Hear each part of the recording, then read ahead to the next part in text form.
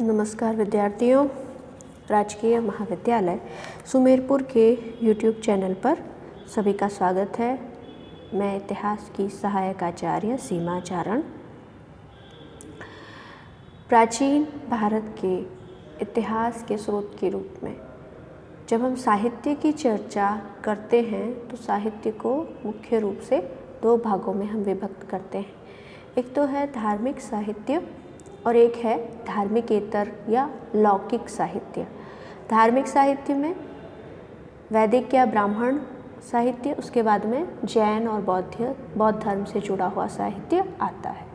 तो वहीं लौकिक साहित्य में धर्म के अलावा लौकिक विषयों पर भी कुछ पुस्तकें लिखी गई प्राचीन भारत में। हालांकि संख्या इतनी अधिक नहीं है, लेकिन महत्व के लिहाज से ये किसी भी मामले में दूसरे साहित्य से कम नहीं।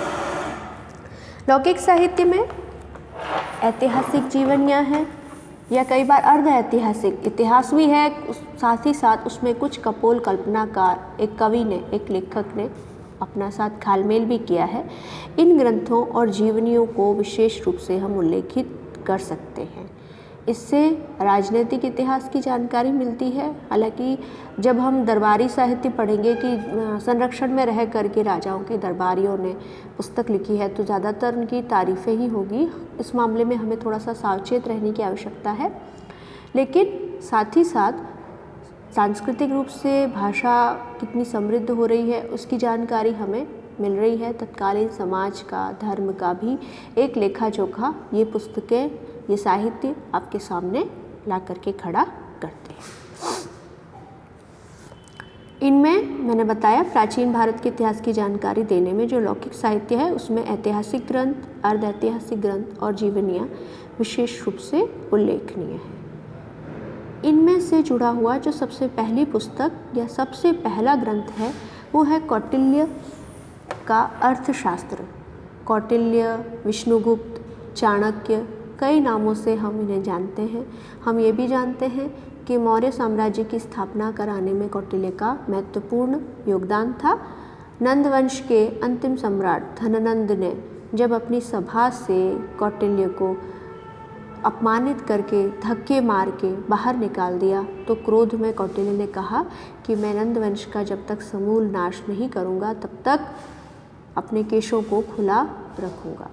उसके बाद कैसे वो चंद्रगुप्त मौर्य से मिलते हैं, उसे मगध का शासक बनाने में मदद करते हैं, ये तो आप सभी इस बात से परिचित हैं ही हैं। लेकिन जब चंद्रगुप्त मौर्य राजा बन गया तो उस दौरान उन्होंने चाणक्य को अपना प्रधानमंत्री नियुक्त किया। इसी प्रधानमंत्री पद पर रहते हुए उन्होंने जो है कई सारे काम किए। उनमें से एक था अर्थशास्त्र का लेखन भी। इन्होंने आदर्श राज्य की बात कही है, किस तरह से एक आदर्श राज्य का निर्माण किया जाता है, उसे संरक्षित रखा जाता है। ये पुस्तक जो है एक बहुत महत्वपूर्ण विधि ग्रंथ है तत्कालीन इतिहास और राजनीति की जानकारी देने के लिए।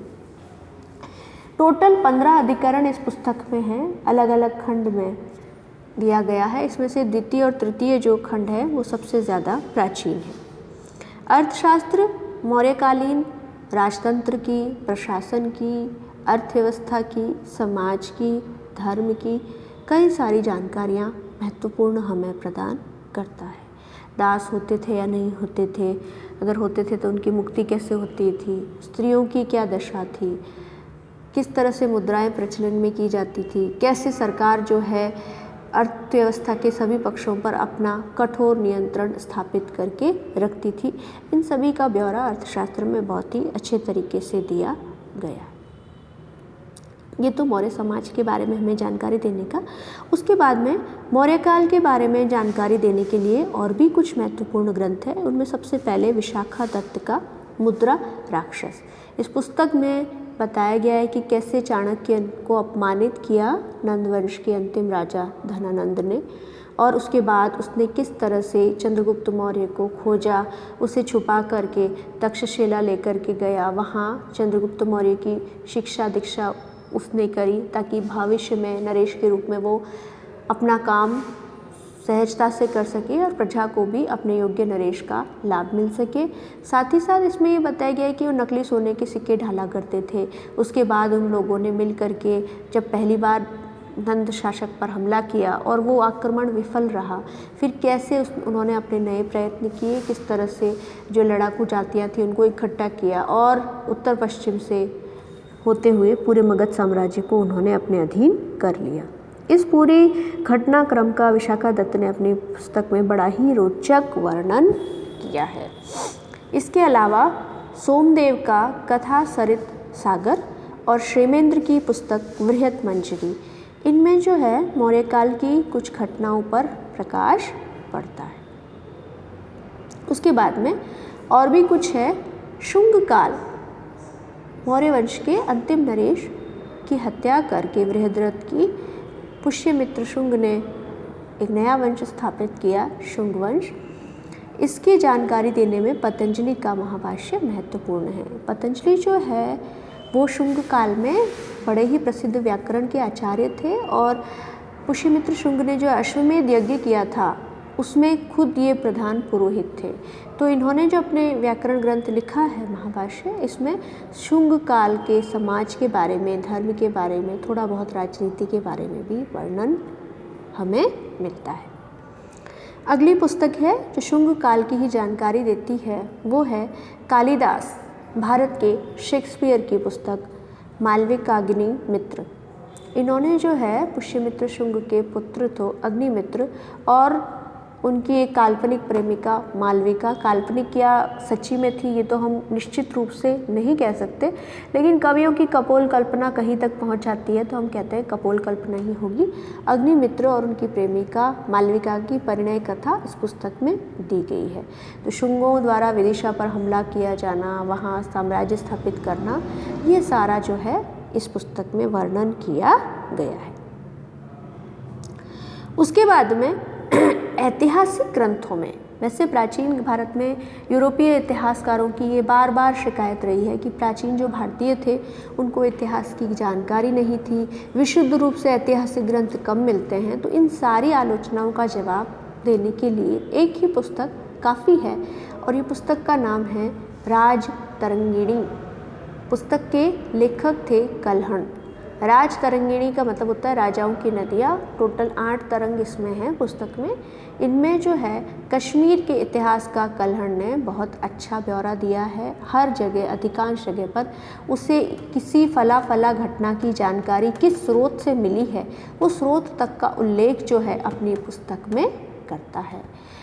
इसी राज तरंगिणी में लिखा गया है कि श्रीनगर कश्मीर में जो एक बड़ा शहर है, इसकी स्थापना अशोक ने की थी, यानी कहीं ना कहीं मौर्य साम्राज्य जो है वो कश्मीर तक फैला हुआ था। इन सारी घटनाओं की जानकारी हमें कल्हण की राज तरंगिणी से मिलती है जो 10वीं सदी में लिखी गई थी।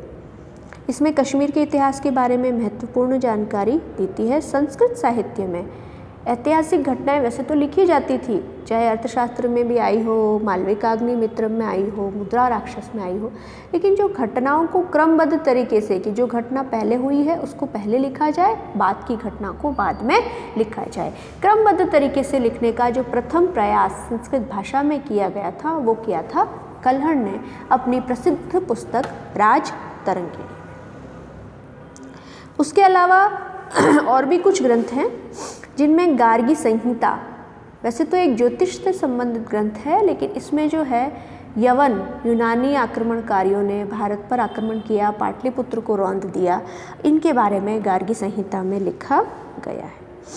इसके अलावा सोमेश्वर की पुस्तक रसमाला, कीर्ति कौमुदी, मेरुतुंग की पुस्तक प्रबंध चिंतामणि, राजशेखर का प्रबंध कोश, इन पुस्तकों से हमें गुजरात के चालुक्य जो वंश, जो कि पूर्व मध्यकाल में एक शासक वंश था, वहाँ पर उनके समय गुजरात के इतिहास के बारे में, संस्कृति के बारे में अच्छा ज्ञान होता है।